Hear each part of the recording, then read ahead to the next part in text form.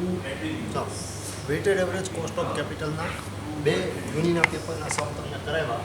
બીજો સમ October 2019નો same ઓલા સમની જેમ જ આપેલું છે એટલે એ સમની જેમ જ આપણે જોશું.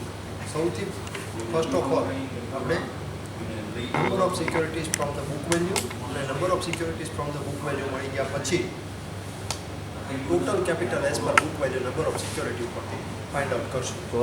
હવે એમાં પહેલું છે number of security from book value.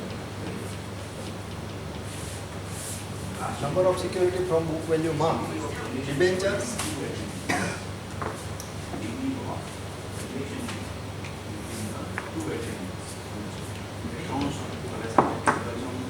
security,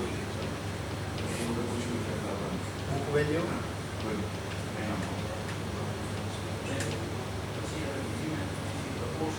face value અને number of security.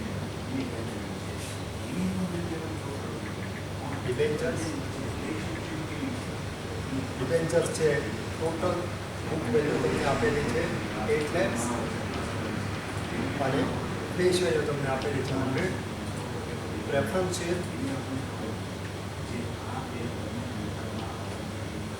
પ્રેફરન્સ છે 2 lakhs અને બુક વેલ્યુ તમને ફેસ વેલ્યુ આપેલી છે 100 અને લાસ્ટ ઇક્વિટી છે. ઇક્વિટી છે 10 lakhs અને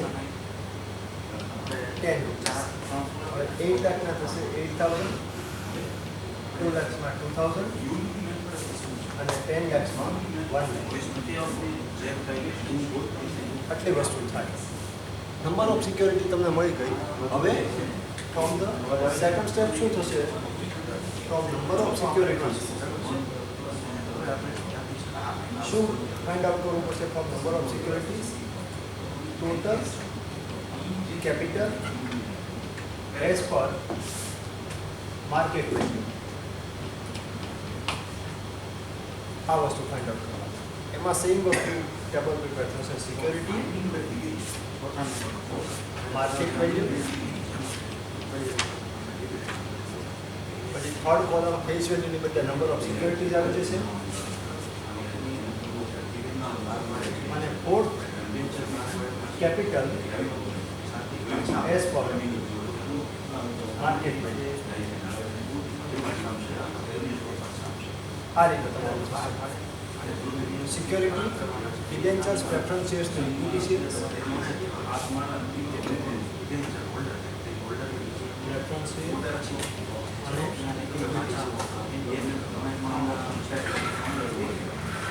માર્કેટ વેલ્યુ તમને આપેલી છે.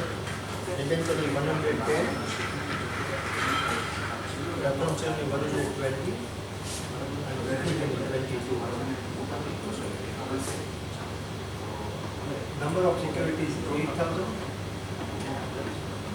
2000 અને 1 lakh.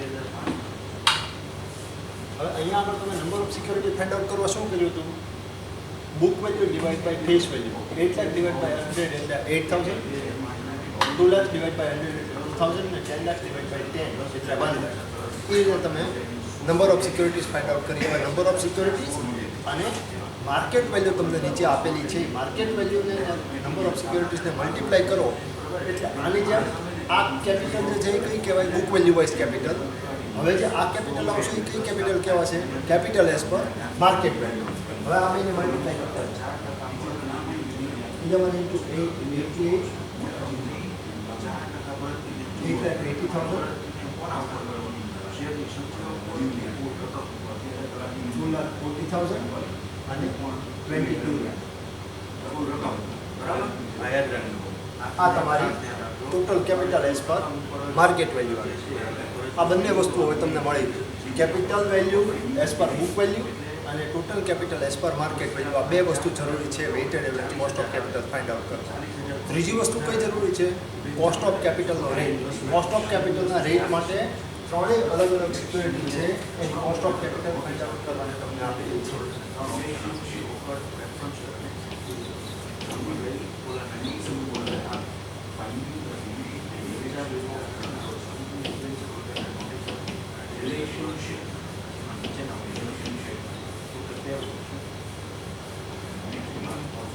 Now in third step, cost of capital. Cost of કેપિટલમાં ડિબેન્ચરની ડિટેલ આપેલી છે, પ્રેફરન્સ શેરની ડિટેલ આપેલી છે અને ઇક્વિટી શેરની ડિટેલ આપેલી છે. એટલે એ વસ્તુ તમારે ફાઇન્ડ આઉટ કરવાની રહેશે. કોસ્ટ પર શું તમે કેલ્ક્યુલેટ કરશો? ડિબેન્ચરમાં 100 rupees face value, redeemable at par, 20 years, maturity, 8% coupon rate, 4% flotation cost. એટલે હવે એની અંદર શું થાય? ફોર્મ્યુલા કઈ થાય? redeemable ની ફોર્મ્યુલા આવે R plus 1.8 F minus P 1.7 F into 100 1 minus P. Coupon rate તમને કેટલો આપેલો છે? 8%. 1/20 face value 100 rupees minus 4% quotation cost, એટલે 100% કરો એટલે 96 રૂપીસ આવે. Receivable amount 1/2 100 plus 96 into 100 into 1 minus T. 1 minus T એટલે ટેક્સ રેટ. ટેક્સ રેટ તમને આપેલો છે 50%. એટલે 1 minus 0.8 plus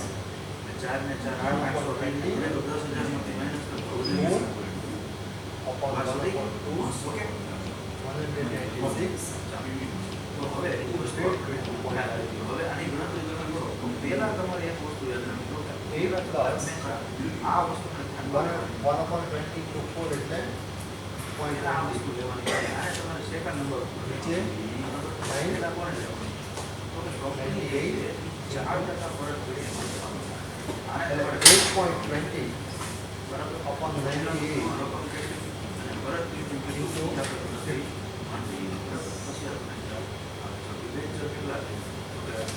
એટલે એ તમારો રેટ આવશે.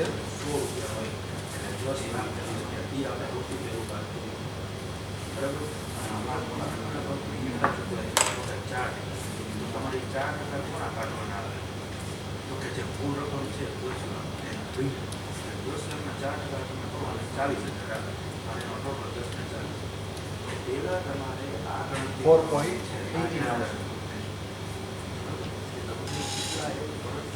4.18 તમારો સ્ટુડન્ટ આ બધાને ડિબેન્ચરનો કોસ્ટ ઓફ કેપિટલનો રેટ આવશે. કરશે એ વિચારવાનું છે. હવે એ કેલ્ક્યુલેટ થઈ ગયા પછી સેકન્ડ ઉપર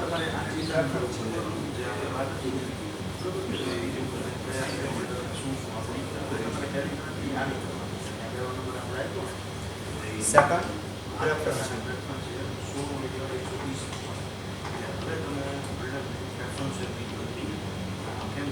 પ્રેફરન્સ શેર્સમાં સેમ વસ્તુ છે.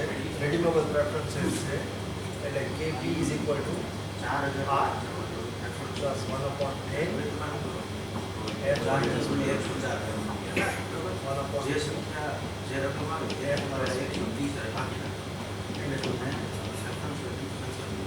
રેટ કેટલો આપેલો છે?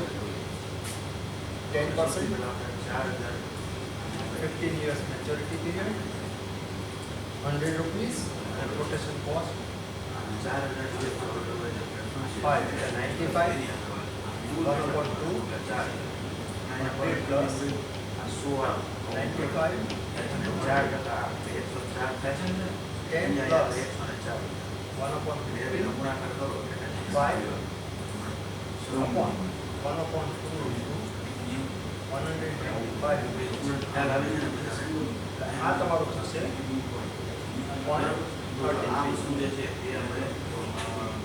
આ તમારું થશે 97.5 into 100.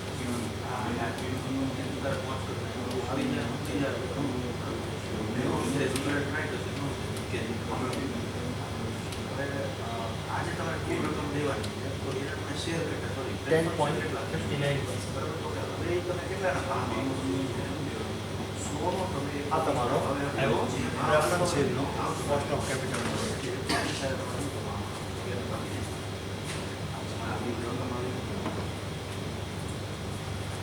હવે પ્રેફરન્સ શેર્સ થઈ ગયા પછી લાસ્ટ થર્ડ કેટલા ભાવ ઇક્વિટી છે એટલે તમે 32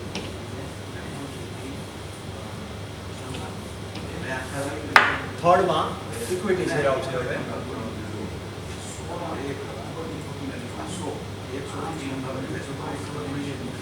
ઇક્વિટી શેર્સ ફ્લોટેશન કોસ્ટ આપેલી છે, સેલિંગ પ્રાઇસ આપેલી છે, ડિવિડન્ડ આપેલું છે અને એન્ટિસિપેટેડ ગ્રોથ રેટ આપેલો છે.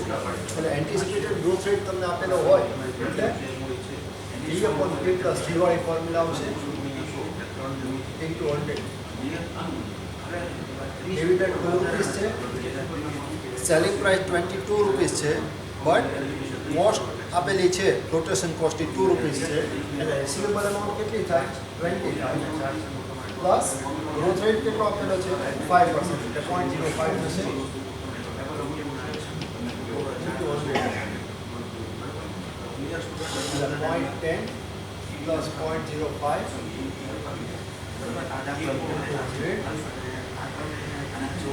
10 પ્લસ 5 એટલે 15% તમારો ઇક્વિટીનો કોસ્ટ ઓફ કેપિટલ રેટનો. એટલે ત્રણેય દાખલા જે તમે જો પેલા બેની સંખ્યા બરાબર. બાકીના રોકડા આ ત્રણ તમારા કોસ્ટ ઓફ કેપિટલના રેટ છે એ ફાઇન્ડ આઉટ થઈ ગયા. ત્રણ કોસ્ટ ઓફ કેપિટલના રેટ આવી ગયા. પછી બુક વેલ્યુ અને માર્કેટ વેલ્યુ અગાઉ તમે કેલ્ક્યુલેટ કરેલી હતી, એટલે એઝ પર બુક વેલ્યુ અને એઝ પર માર્કેટ વેલ્યુ તમને ટોટલ કેપિટલ મળી ગઈ. પછીના સ્ટેપની અંદર ત્રણ કોસ્ટ ઓફ કેપિટલના રેટ તમને મળી ગયા. એટલે હવે તમારો સમ વેઇટેડ એવરેજ કોસ્ટ માટે જે કોઈ પણ ડેટા જરૂરી છે એ ડેટા તમારો તૈયાર થઈ ગયો. હવે એ ડેટા તૈયાર થઈ ગયા પછી એઝ પર બુક વેલ્યુ અને એઝ પર માર્કેટ વેલ્યુ તમારે cost of capital find out કરવાની છે. તો weighted average cost as per book value, તો એની માટે સિક્યોરિટી બુક વેલ્યુ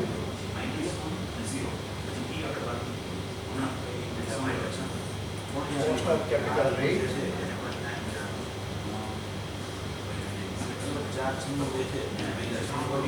અને કોસ્ટ ઓફ કેપિટલ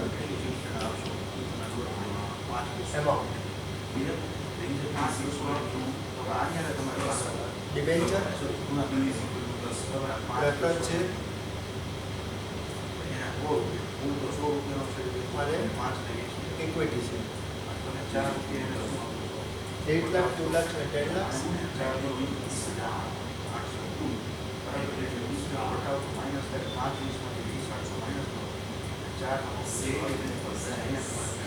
પછી કોસ્ટ ઓફ કેપિટલ રેટ 4.80, 10.50 અને 15%. હવે આને મલ્ટીપ્લાય કરતા જાઓ.